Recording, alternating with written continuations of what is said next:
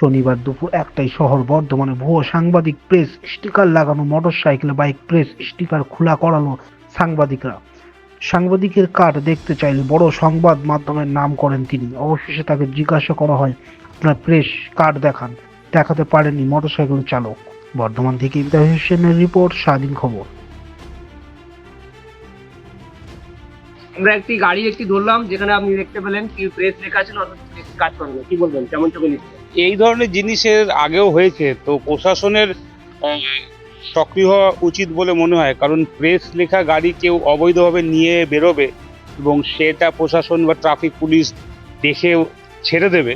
Real যারা সাংবাদিকতা করেন তাদের ওপর যদি ওই প্রেসের গাড়ি নিয়েই আগামী দিনে কোনো একটা ক্রাইম হয়, আমরা দেখেছি বর্ধমানের বুকে বহু ছিনতাই হয়েছে, বহু দুর্ঘটনা হয়েছে, এই টাইপের অসামাজিক কাজ হয়েছে।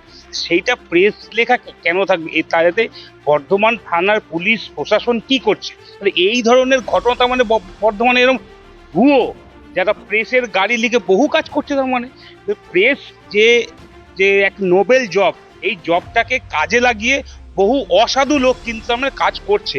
প্রশাসনের এইটা যেই কাজটাকে সাংবাদিকরা রাস্তায় নেমে ধরলো হাতে নাতে রেড হ্যান্ডেড, সেইটা পুলিশ প্রশাসন ধরলে আমার মনে ভালো হয় এবং ইমিডিয়েট বর্ধমান শহর তথা বিভিন্ন জায়গায় এই ধরনের একটা অভিযান করা উচিত।